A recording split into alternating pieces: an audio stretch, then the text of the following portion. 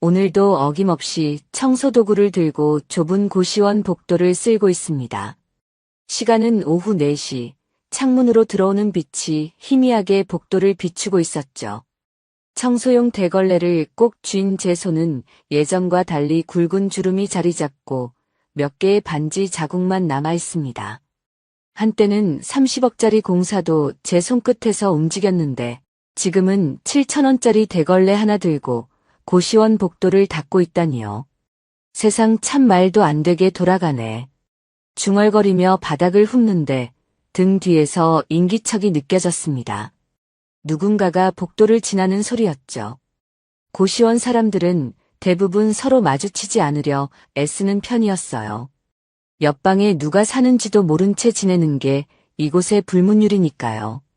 하지만 오늘은 달랐습니다. 수고하시네요. 뒤돌아보니 60대로 보이는 여성분이 서 있었습니다.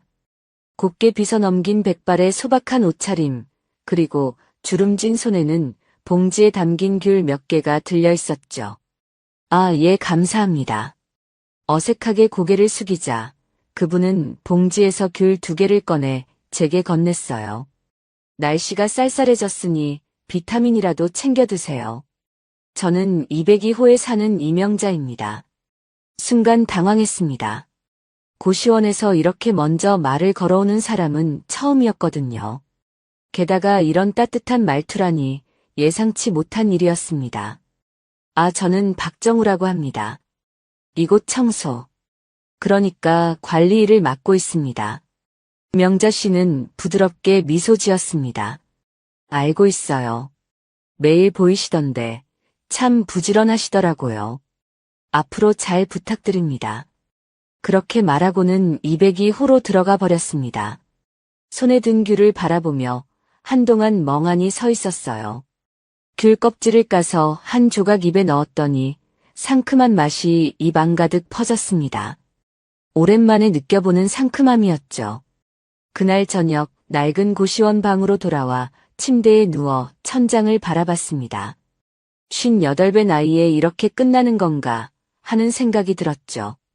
열심히 일하며 직원들 20명도 거느렸던 건설회사 소장에서 이제는 고시원 청소부로 전락했으니 말입니다.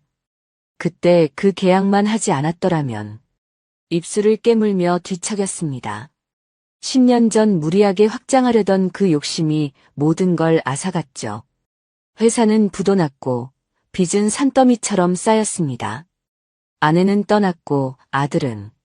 생각만 해도 가슴이 미어집니다. 이제 우리 가족 아닌 줄 아세요. 빚쟁이 실패자. 아들이 마지막으로 남긴 말이 귓가에 울립니다. 그 후로 연락이 완전히 끊겼죠. 모든 걸 잃고 홀로 남은 저는 겨우 이 고시원에서 청소부로 일하며 하루하루를 버티고 있습니다. 그런데 오늘 낯선 여인의 따뜻한 말 한마디와 귤 2개가 제 마음을 이상하게 흔들어 놓았어요. 고시원에 저런 따뜻한 사람이 있었나? 하는 생각에 잠시 제 처지를 잊을 수 있었거든요. 별거 아닌 일인데도 말이죠. 창문 너머로 희미한 달빛이 들어오는 것을 보며 오늘 하루를 마무리했습니다. 내일도 똑같은 하루가 기다리고 있겠지만 왠지 조금은 다른 하루가 될 것만 같은 예감이 들었어요. 그날 이후로 일주일쯤 지났을까요? 제 방문 앞에 일회용 도시락이 놓여 있는 걸 발견했습니다. 처음엔 누가 잘못 놓고 간 거라 생각했어요. 하지만 그 도시락은 다음 날에도 또 그 다음 날에도 계속해서 제 문 앞에 놓여 있었죠. 혹시 관리인 아저씨가 놓고 가시는 건가? 의아해하며 관리실에 들러 물어봤지만 관리인은 자기가 아니라고 했습니다. 그러면서 의미심장한 표정으로 덧붙였죠. 요즘 세상에 공짜 밥이 어딨어? 누군가 신경 써주는 거면 고마운 줄 알고 잘 먹어. 그 말을 듣고 방으로 돌아와 도시락을 열어봤습니다. 간단한 반찬들이었지만 정성이 담겨 있었어요. 계란말이, 시금치 나물, 멸치볶음, 그리고 따뜻한 밥. 오랜만에 제대로 된 한 끼를 앞에 두니 갑자기 목이 메어왔습니다. 대체 누구지? 그날부터 저는 매일 아침 문 앞에 놓인 도시락으로 하루를 시작했습니다. 허구한 날 라면과 컵밥으로 끼니를 때우던 제게는 정말 큰 위로가 되었죠. 하지만 누가 이렇게 도시락을 두고 가는지 정말 궁금했습니다. 일주일쯤 지났을까요? 새벽 5시경 화장실에 가려고 문을 열었는데 마침 누군가가 제 문 앞에 도시락을 놓고 있었어요. 그 사람은 다름 아닌 202호의 명자 씨였습니다. 아, 이런 들켜버렸네요. 명자 씨는 약간 당황한 듯 했지만 이내 부드러운 미소를 지었습니다. 왜 이러시는 거예요? 제가 뭐 특별한 사람도 아닌데. 제 질문에 명자 씨는 잠시 생각에 잠기더니 작은 목소리로 대답했어요. 사람은 밥이라도 잘 먹어야 산다고 생각해서요. 요양원에서 일하다 보면 많이 보거든요. 혼자 사시는 분들, 끼니를 제대로 못 챙겨 금방 쇠약해지시는 모습을. 그 말을 듣고 가슴 한편이 따뜻해졌습니다. 낯선 이웃을 그렇게 챙겨주는 사람이 아직 있다니 세상에 대한 믿음이 조금 살아나는 것 같았어요. 감사합니다. 정말 맛있게 먹고 있어요. 덕분에 아침을 건너뛰지 않게 됐네요. 명자 씨는 기쁜 듯 웃으며 고개를 끄덕였습니다. 저는 요양보호사로 일하고 있어요. 아침 6시에 출근해야 해서 새벽에 일어나 도시락을 만들고 나가거든요. 한 끼 더 준비하는 건 별일 아니니까 부담 갖지 마세요. 그 말을 끝으로 명자 씨는 자신의 방으로 돌아갔고 저는 한동안 그 자리에 서서 생각에 잠겼습니다. 낯선 사람을 위해 매일 도시락을 준비한다는 게 얼마나 번거로운 일인지 알고 있었거든요. 그런데도 명자 씨는 마치 당연한 일처럼 말했어요. 방으로 돌아와 그날의 도시락을 열어봤습니다. 갓 지은 밥 위에 볶음 김치와 계란 프라이, 그리고 작은 샐러드가 담겨 있었어요. 한 숟가락 입에 넣는 순간 눈물이 핑 돌았습니다. 얼마 만에 느껴보는 누군가의 정성인지, 모든 것을 잃고 나서야 이런 작은 배려가 얼마나 큰 위로가 되는지 깨달았습니다. 그날 이후로 저는 매일 아침 명자 씨의 도시락을 기다리게 되었어요. 그리고 저도 뭔가 보답을 해야겠다고 생각했습니다. 그래서 고시원 청소를 할 때 202호 앞은 특히 더 깨끗이 닦았죠. 비록 작은 일이지만 제가 할 수 있는 최선의 감사 표현이었습니다. 한동안 그렇게 지내다 보니 마음속에 쌓여있던 무너진 자존감이 조금씩 회복되는 느낌이었어요. 누군가가 나를 챙겨준다는 것, 그것만으로도 제 삶은 조금씩 달라지고 있었습니다. 마치 오랜 겨울이 지나고 봄이 오는 듯한 그런 느낌이었죠. 나 같은 사람도 아직 희망이 있을까? 그날 밤 천장을 바라보며 오랜만에 내일이 기다려지는 마음으로 잠이 들었습니다.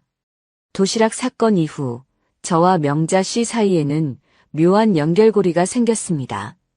아침마다 도시락과 함께 간단한 메모를 주고받기 시작했죠. 오늘은 비가 오니 우산 챙기세요. 감기 조심하세요와 같은 소소한 내용이었지만 그 작은 교류가 제 일상에 활력을 불어넣었어요. 어느 늦은 밤 고시원 쓰레기를 정리하고 마지막 청소를 마무리하던 중이었습니다. 복도 끝에서 희미한 훌쩍임 소리가 들려왔어요. 소리가 나는 쪽으로 다가가 보니 202호 앞 복도에 명자 씨가 쪼그려 앉아 어깨를 떨고 있었습니다. 괜찮으세요? 조심스레 다가가 물었습니다. 명자 씨는 깜짝 놀라 고개를 들었고 눈물로 번진 얼굴을 급히 손으로 가렸어요. 아, 정우 씨. 이런 모습 보이려던 게 아닌데. 그녀의 손에는 작은 사진 한 장이 쥐어져 있었습니다. 여전히 어깨를 떨며 말을 이어갔어요. 오늘 요양원에서 어르신 한 분이 돌아가셨어요. 80세의 할머니셨는데 자식들 한 번 못 보고 가셨어요. 명자 씨의 목소리가 흔들렸습니다. 마지막에 손을 꼭 잡으시더니 내 아들 왔니? 하시는데 그 말이 마지막이었어요. 눈물을 참으려는 듯 입술을 깨물었지만 결국 명자 씨는 흐느끼고 말았습니다. 저는 어떻게 위로해야 할지 몰라 한동안 그저 옆에 서 있었어요. 그때 문득 깨달았습니다. 이 사람도 뭔가 큰 아픔을 안고 있구나 하고요. 괜찮으세요? 물이라도 한 잔 드릴까요? 제 말에 명자 씨는 고개를 저었습니다. 괜찮아요. 그냥 잠시 약해졌네요. 매번 이러면 안 되는데 오늘따라 더 마음이 아프네요. 복도 벽에 기대어 앉은 명자 씨 옆에 저도 조심스레 앉았습니다. 좁은 복도에서 우리는 그렇게 한동안 말없이 있었어요. 정우 씨는 가족이 있으세요? 갑자기 명자 씨가 물었습니다. 순간 가슴이 철렁 내려앉았어요. 제게 가장 아픈 질문이었으니까요. 있었습니다. 지금은 없어요. 짧게 대답했지만 명자 씨의 눈빛이 제 마음을 꿰뚫어 보는 것 같았습니다. 아마 그녀도 비슷한 상처가 있나 봅니다. 저도요. 있었어요. 아들이 하나 있었는데 명자 씨의 목소리가 다시 떨리기 시작했습니다. 더 이상 말을 잇지 못하고 사진을 꼭 쥐었어요. 그 모습을 보니 제 가슴도 아파왔습니다. 저도 모르게 명자 씨의 손을 살며시 잡았어요. 오늘은 쉬세요. 내일 이야기해도 괜찮습니다. 명자 씨는 고맙다는 듯 미소를 지었고 천천히 일어났습니다. 방문 앞에 서서 작게 말했어요. 정우 씨, 내일 저녁에 시간 되세요? 제가 반찬을 좀 만들어 놨는데 혹시 같이 먹을래요? 갑작스러운 제안에 놀랐지만 거절할 이유가 없었습니다. 네, 좋습니다. 명자 씨는 고개를 끄덕이고 방으로 들어갔습니다. 저는 한동안 그 자리에 서 있었어요. 이상한 감정이 가슴을 채웠습니다. 오랜만에 누군가와 저녁을 함께한다는 생각에 설렘과 두려움이 교차했죠. 그날 밤 침대에 누워 천장을 바라보는데 갑자기 아들 생각이 났습니다. 마지막으로 본 게 벌써 5년 전이라니. 그 아이에게 상처 준 건 제가 맞지만 그래도 가끔은 보고 싶어요. 명자 씨의 눈물이 유독 마음에 와닿은 건 아마 저도 비슷한 아픔을 가지고 있어서겠죠. 아들아, 아빠가 미안하다. 속삭이듯 중얼거리며 그날의 복도에서 마주한 명자 씨의 훈우임을 떠올렸습니다. 그녀의 눈물 뒤에 숨겨진 이야기가 궁금해졌어요. 아마 내일 저녁 조금은 알 수 있겠죠. 창밖으로 비가 내리기 시작했습니다. 빗방울 소리를 들으며 오랜만에 누군가의 식탁에 초대받는다는 생각에 마음이 따뜻해졌습니다. 비록 초라한 고시원의 작은 방이겠지만 그곳에서 나눌 이야기가 기다려졌어요. 다음 날 저녁 약속한 시간보다 10분 일찍 202호 앞에 서 있었습니다. 손에는 작은 과일 바구니를 들고 있었죠. 퇴근길에 마트에 들려 사과 몇 개와 배를 샀어요. 비록 큰 선물은 아니지만 빈손으로 가기는 민망했거든요. 문을 두드리자 곧바로 명자 씨가 문을 열었습니다. 어제와는 다른 표정으로 환하게 웃고 있었어요. 어서 오세요. 정확히 오실 줄 알았어요. 방 안으로 들어서자 소박하지만 정갈한 밥상이 눈에 들어왔습니다. 멸치볶음, 깻잎 무침, 그리고 김이 모락모락 나는 된장국이 테이블 위에 놓여 있었어요. 오랜만에 보는 집밥 풍경에 가슴이 따뜻해졌습니다. 앉으세요. 밥 다 됐어요. 명자 씨는 밥을 푸는 동안 저는 어색하게 주변을 둘러봤어요. 좁은 고시원 방이었지만 깔끔하게 정리되어 있었습니다. 벽에는 작은 액자 몇 개가 걸려 있었고 창가에는 작은 화분이 놓여 있었죠. 사실 오랜만에 누구를 초대해서 밥을 같이 먹네요. 솜씨가 줄었을지도 모르겠어요. 명자 씨가 밥과 국을 내려놓으며 말했습니다. 제게 수저를 건네주는 그녀의 손이 살짝 떨리는 것이 보였어요. 저도 긴장되는 건 마찬가지였습니다. 잘 먹겠습니다. 첫 숟가락을 입에 넣는 순간 오랫동안 잊고 있던 맛이 입안 가득 퍼졌습니다. 된장국의 구수한 향과 간이 딱 맞는 반찬들. 어머니의 손맛이 생각났어요. 정말 맛있네요.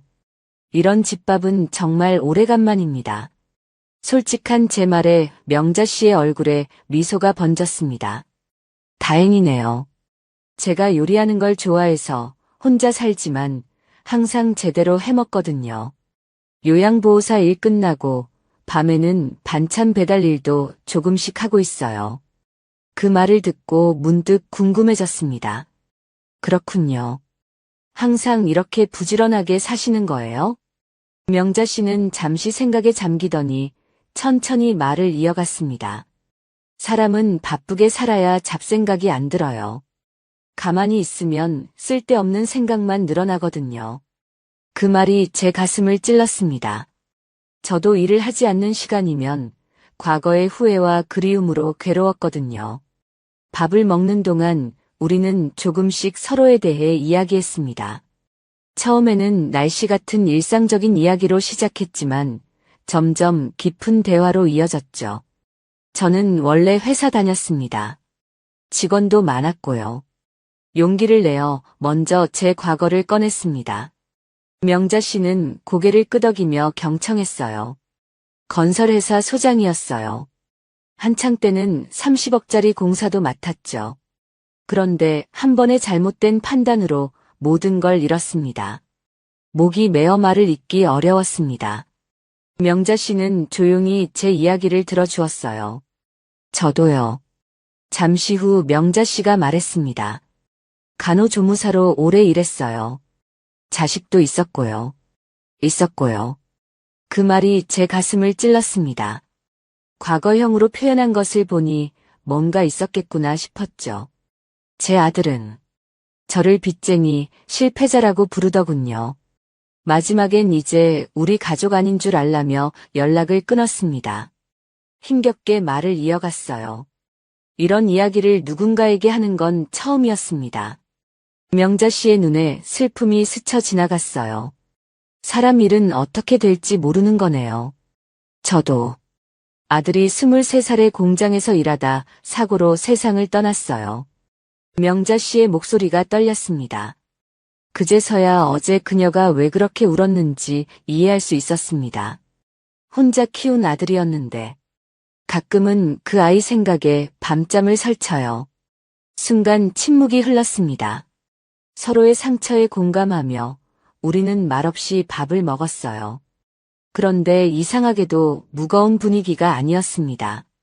오히려 서로의 아픔을 나누니 마음이 편안해졌어요.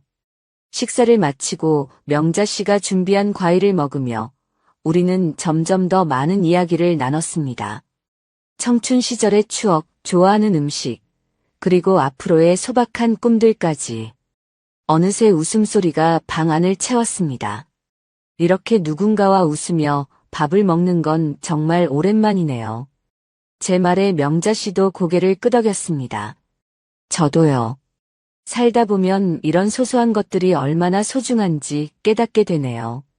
창밖으로 보이는 밤하늘을 바라보며 우리는 잠시 생각에 잠겼습니다. 별로 대단한 일은 없었지만 오랜만에 누군가와 진심을 나누는 시간이었어요. 그날 저녁 처음으로 고시원에서 웃으며 밥을 먹었습니다. 방으로 돌아오는 길 가슴 한편이 따뜻해지는 느낌이었습니다. 아직 내일이 어떻게 될지, 앞으로의 삶이 어떻게 펼쳐질지는 모르겠지만 오늘 하루만큼은 작은 위로를 받은 기분이었어요. 그날 저녁 식사 이후로 명자 씨와 저는 자연스럽게 가까워졌습니다. 가끔 저녁을 함께 먹거나 휴일에는 근처 공원을 산책하기도 했어요. 서로의 상처를 나누고 공감하는 사이가 되니 고시원 생활도 한결 덜 외롭게 느껴졌습니다. 어느 날 아침 고시원 출입구 쪽 쓰레기장을 청소하던 중이었어요. 큰 비닐봉지들 사이에서 종이 상자 하나가 눈에 띄었습니다. 뭔가 버리다 만 듯한 모습이었죠. 상자를 들어보니 꽤 무거웠습니다. 호기심에 상자를 열어봤어요.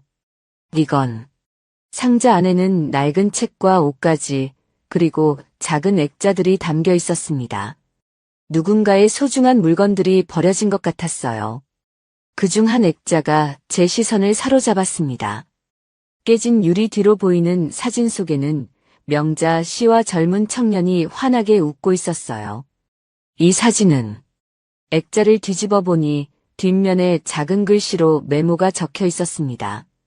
어머니 사랑해요. 열심히 일하고 올게요. 순간 가슴이 철렁 내려앉았습니다. 이건 분명 명자 씨의 아들 사진이겠죠. 그런데 왜 이런 소중한 물건이 쓰레기통에 버려져 있는 걸까요? 상자를 다시 살펴보니 202호라고 적힌 메모가 붙어 있었습니다. 이건 명자 씨 물건인데. 잠시 망설였지만 상자를 들고 202호로 향했습니다. 문을 두드리니 잠시 후 명자 씨가 문을 열었어요. 제 손에 든 상자를 보자마자 그녀의 얼굴이 창백해졌습니다. 그건 어디서 찾으셨어요? 떨리는 목소리로 물었습니다. 쓰레기장에 버려져 있었어요. 혹시 실수로 버리신 건가 해서. 말을 마치기도 전에 명자 씨는 상자를 급히 받아들었습니다. 그런데 그 과정에서 액자가 바닥에 떨어졌고 이미 깨진 유리가 더 산산조각 났어요. 아! 명자 씨의 얼굴에서 모든 혈색이 사라졌습니다. 천천히 무릎을 꿇고 깨진 액자를 집어들었어요. 그 순간 그녀의 눈에서 눈물이 주르륵 흘러내렸습니다. 민수야. 작은 속삭임과 함께 명자 씨는 흐느끼기 시작했어요. 그 모습을 보니 가슴이 미어졌습니다. 조심스럽게 그녀의 어깨에 손을 얹었어요. 괜찮으세요? 명자 씨는 한동안 말없이 울었습니다. 그러다 깨진 액자를 가슴에 안고 천천히 일어났어요. 들어오세요. 차라도 한 잔 마셔요. 방 안으로 들어가 자리에 앉았습니다. 명자 씨는 떨리는 손으로 차를 준비하며 말을 이어갔어요. 어제 제가 정리를 하다가 이 상자를 내놓았는데 버리려던 게 아니었어요. 잠시 복도에 두었다가 돌아왔더니 없어졌더라고요. 아마 누가 쓰레기로 착각한 모양이에요. 차를 내려놓고 깨진 액자를 조심스레 닦으며 말했습니다. 이건 제 아들 민수예요. 23살 때 찍은 사진이에요. 명자 씨의 눈에 다시 눈물이 고였습니다.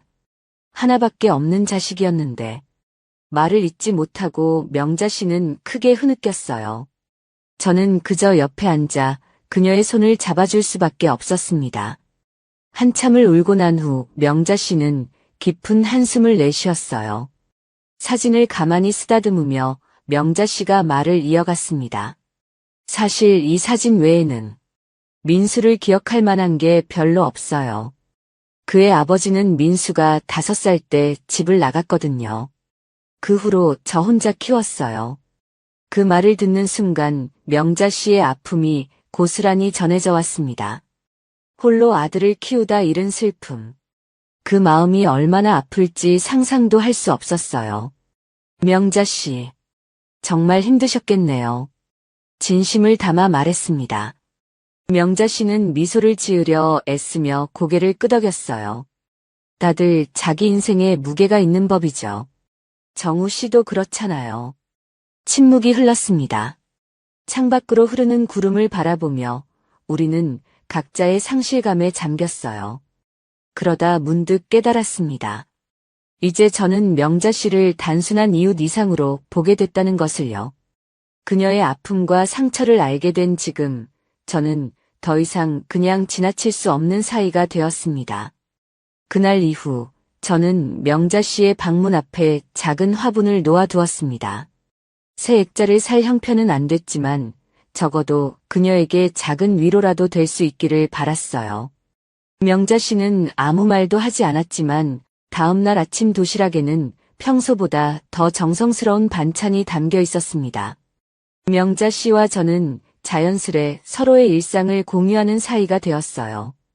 가끔은 함께 시장에 가서 장을 보기도 하고 주말엔 동네 공원에서 산책을 하기도 했죠. 서로의 아픔을 알게 된 후 우리 사이에는 묘한 동질감이 생겼습니다. 그날은 유독 바람이 세게 불던 날이었어요. 일기예보에서는 밤부터 태풍이 온다고 했습니다. 창문 밖으로 나무들이 거세게 흔들리는 모습이 보였어요. 퇴근 후 방에 돌아와 라면을 끓여 먹으며 창밖을 바라보고 있었죠. 이런 날엔 참 외롭네.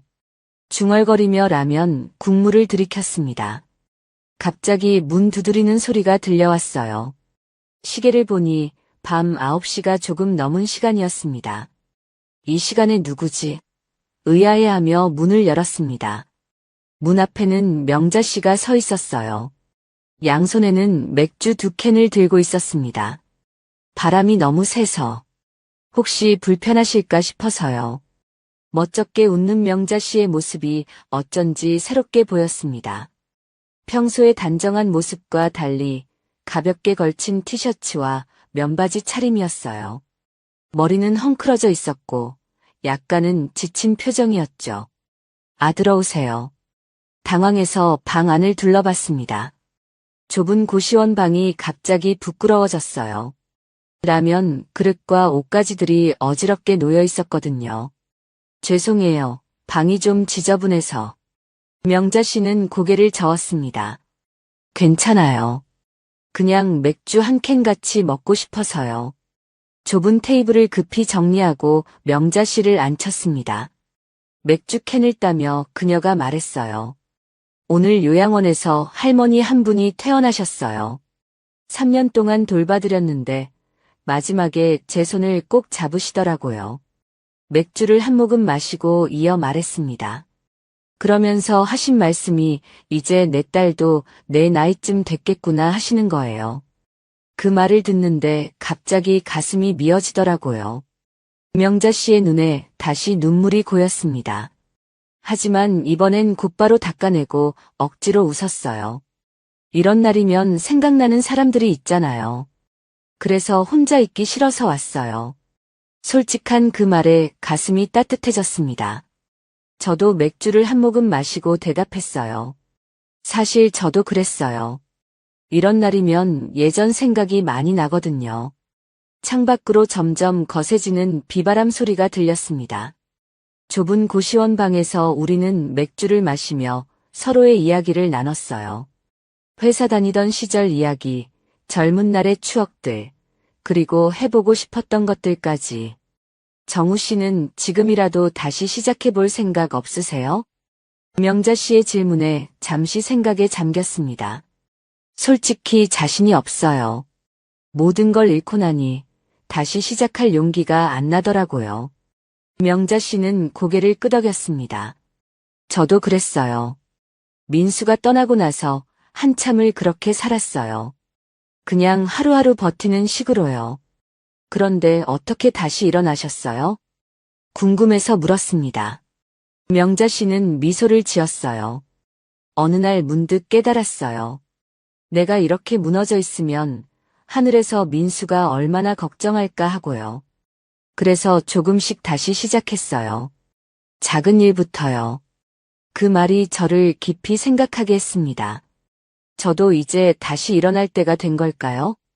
맥주가 거의 바닥날 무렵 우리의 대화는 더욱 깊어졌습니다. 평소엔 말하지 못했던 감정들, 꿈꾸던 것들, 그리고 서로에 대한 감정까지. 이 나이에 누군가랑 이렇게 웃는 거 얼마만인지 모르겠네요. 명자 씨가 갑자기 웃음을 터뜨리며 말했습니다. 그 모습을 보니 저도 따라 웃게 되었어요. 좁은 고시원 방에서 우리는 처음으로 소리내 웃으며 맥주를 마셨습니다.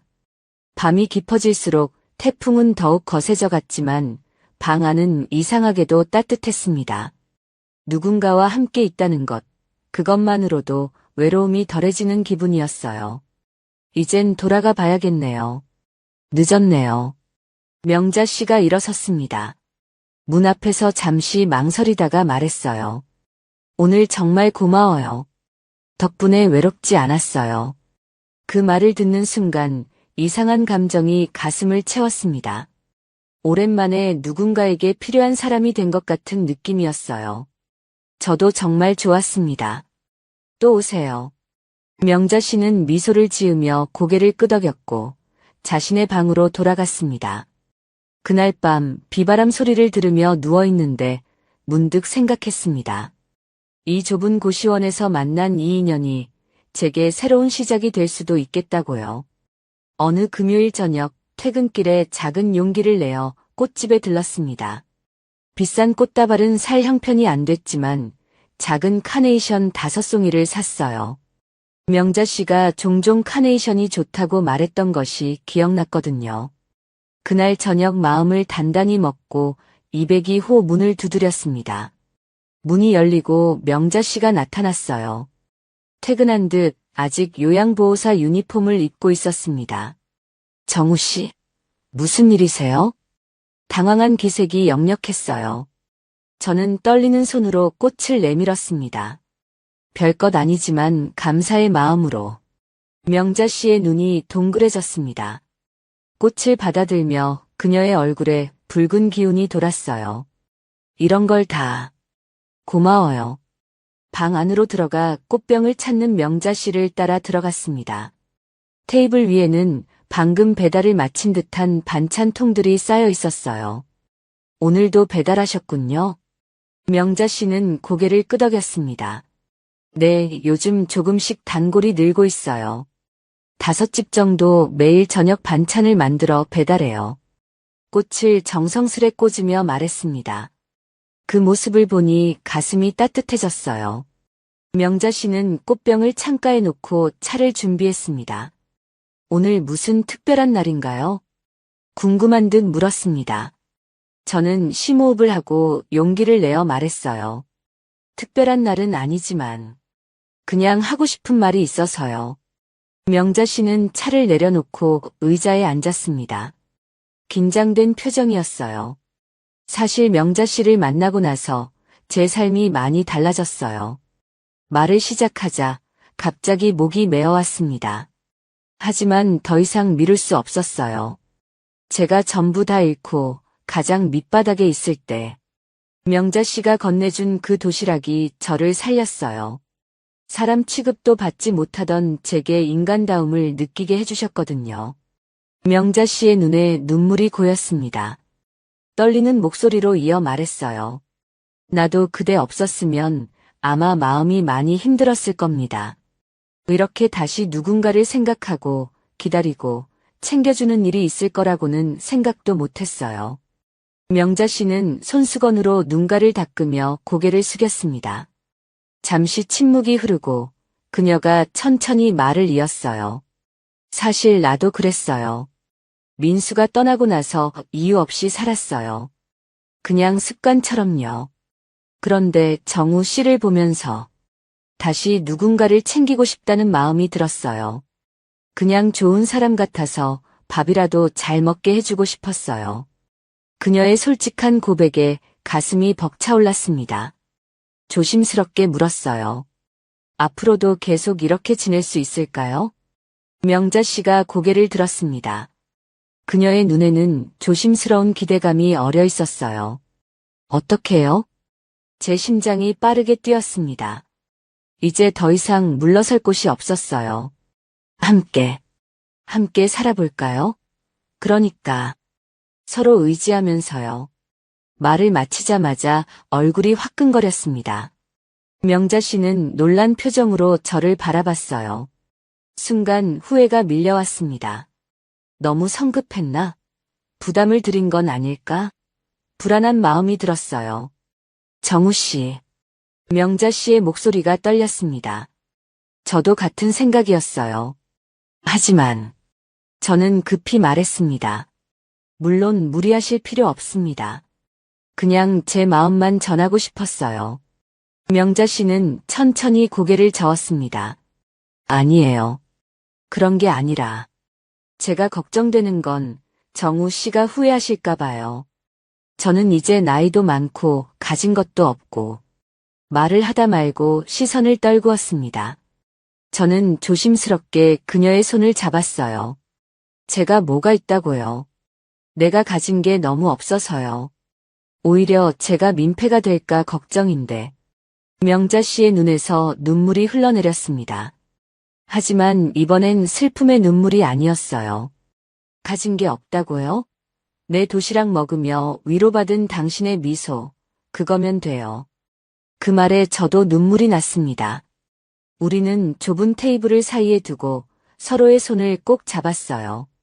그 순간 모든 말이 필요 없다는 걸 느꼈습니다. 우리는 이미 서로의 마음을 알고 있었으니까요. 이제 어떻게 할까요? 제가 물었습니다. 명자 씨는 천천히 생각을 정리하는 듯 했어요. 천천히 시작해보는 건 어떨까요? 우선 방 하나를 같이 구해볼까요? 고시원보다는 조금 더 넓은 곳으로요. 현실적인 제안이었습니다. 저는 기쁘게 고개를 끄덕였어요. 네, 좋습니다. 제가 지금보다 조금 더 일을 해서 돈을 모아볼게요. 명자 씨는 처음으로 환하게 웃었습니다. 그 웃음이 얼마나 아름다웠는지 모릅니다. 저도 반찬 배달을 좀 더 늘려볼게요.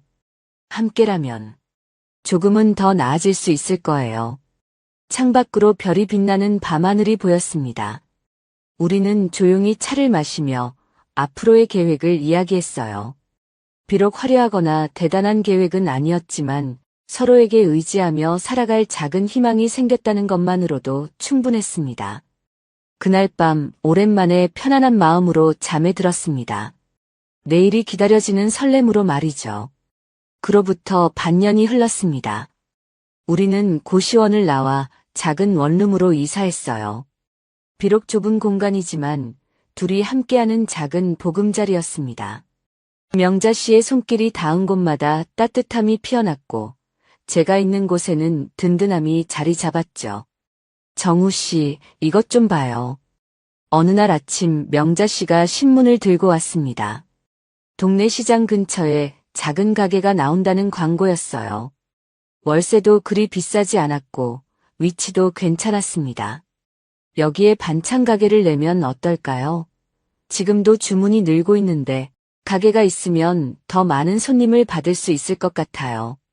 명자 씨의 눈은 기대감으로 반짝였습니다. 처음엔 걱정이 앞섰어요. 가게를 열려면 초기 비용도 필요하고 실패할 위험도 있으니까요. 하지만 명자 씨의 열정적인 모습을 보니 저도 용기가 생겼습니다. 해봅시다. 저도 도울게요. 그렇게 우리의 작은 도전이 시작되었습니다. 명자 씨가 모아둔 아들의 보상금과 제가 모은 얼마 안 되는 돈으로 작은 반찬 가게를 차렸어요. 명자네 밥상이라는 이름의 소박한 가게였죠. 처음엔 정말 힘들었습니다. 새벽부터 일어나 장을 보고 반찬을 만들고 배달까지 하는 일이 쉽지 않았어요. 저는 가게 앞 청소와 배달을 담당했고 명자 씨는 주방을 맡았습니다. 때로는 지치고 힘들 때도 있었지만 서로가 있어 견딜 수 있었어요. 오늘은 10분이나 오셨어요. 점점 나아지고 있어요. 가게를 연 지 한 달쯤 되던 날 명자 씨가 기쁜 표정으로 말했습니다. 손님들이 하나둘 늘어가는 것을 보며 우리는 조금씩 희망을 키워갔어요. 특히 명자 씨의 된장찌개와 멸치볶음은 동네에서 소문이 나기 시작했습니다. 명자 씨, 이제 우리 잘 될 것 같아요. 어느 날 밤 하루 일과를 마치고 집으로 돌아오는 길에 말했습니다. 명자 씨는 제 팔짱을 살짝 끼며 미소 지었어요. 네, 정우 씨 덕분이에요. 그렇게 말하는 명자 씨의 얼굴은 예전보다 훨씬 생기가 돌았습니다. 더 이상 슬픔에 잠긴 표정이 아니었어요. 저도 달라졌습니다. 이제는 아침에 일어나면 기대감이 생겼고 밤에 잠들 때는 감사함으로 가득 찼어요. 법적인 결혼은 하지 않았지만 우리는 서로를 의지하며 살아가는 동반자가 되었습니다. 어느 순간부터 명자 씨는 저를 여보라고 불렀고 저도 자연스레 그녀를 자기라고 부르게 되었어요. 여보, 오늘 동태찌개 좀 더 담아줄게요. 어제 너무 맛있다고 하셨잖아요. 출근길에 명자 씨가 도시락을 건네며 말했습니다. 그 말 한마디에 하루 종일 힘이 났어요. 누군가 나를 걱정해주고 챙겨준다는 것이 이렇게 큰 행복일 줄 몰랐습니다. 가게가 안정되자 우리는 조금 더 넓은 집으로 이사했습니다. 작은 투룸이었지만 우리에겐 충분했어요. 거실 한쪽에는 민수의 사진을 정성스레 모셨고 제 아들의 사진도 함께 놓았습니다.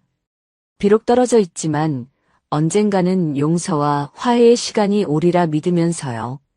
정우 씨, 어느 일요일 오후 명자 씨가 조용히 불렀습니다. 네, 행복해요?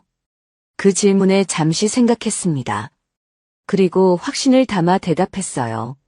네, 정말 행복합니다. 명자 씨와 함께라서요. 명자 씨의 눈에 눈물이 고였습니다. 그런데 이번엔 슬픔의 눈물이 아니었어요. 나도 정말 행복해요. 모든 걸 잃고 나서 다시 이렇게 행복할 수 있을 줄 몰랐어요. 손을 꼭 잡으며 대답했습니다. 우리 아직 늦지 않았어요.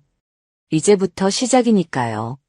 가게가 문을 연 지 1년이 되던 날, 특별한 일이 있었습니다. 단골 손님 한 분이 가게에 들어오시더니 저와 명자 씨를 보고 물으셨어요. 두 분은 어떤 사이신가요? 보기 좋네요. 명자 씨는 잠시 망설이다가 환하게 웃으며 대답했습니다. 저 총각이요? 제 남편이에요. 저 인생의 마지막 선물 같은 사람이에요. 그 말을 듣는 순간 가슴이 벅차올랐습니다. 고맙다는 말도 못하고 그저 등을 돌려 주방으로 들어갔어요. 눈물이 날 것 같았거든요. 저녁에 가게 문을 닫고 집으로 돌아가는 길 명자 씨와 나란히 걸으며 생각했습니다. 모든 걸 잃었다고 생각했을 때 인생은 다시 시작됐습니다. 밥 한 끼가 도시락 하나가 인연이 될 줄 누가 알았을까요? 자기야, 내일은 뭐 해 먹을까? 명자 씨가 제 팔짱을 끼며 물었습니다. 저는 웃으며 대답했어요. 뭐든 좋아요. 당신이 해주는 건 다 맛있으니까. 그렇게 우리는 함께 걸어갔습니다. 58과 63, 늦은 나이에 만난 두 사람이지만 우리에겐 아직 많은 시간이 남아 있었습니다. 앞으로의 날들을 함께 채워갈 소중한 시간들이요. 인생은 참 알 수 없습니다. 가장 어두운 밤이 지나면 새벽이 오듯 가장 힘들 때 만난 인연이 평생의 동반자가 될 줄 누가 알았을까요? 고시원 청소부에게 매일 도시락을 챙겨주던 옆방 여인, 그녀의 정성 앞에 이제는 매일 아침 감사의 마음으로 무릎을 꿇습니다. 인생의 가장 밑바닥에서 만난 소중한 인연, 우리는 이제 함께 걸어갑니다. 손잡고 서로의 어깨에 기대며 하루하루를 감사함으로 채워가면서요. 오늘도 귀한 시간 내어 끝까지 시청해주신 구독자 여러분 진심으로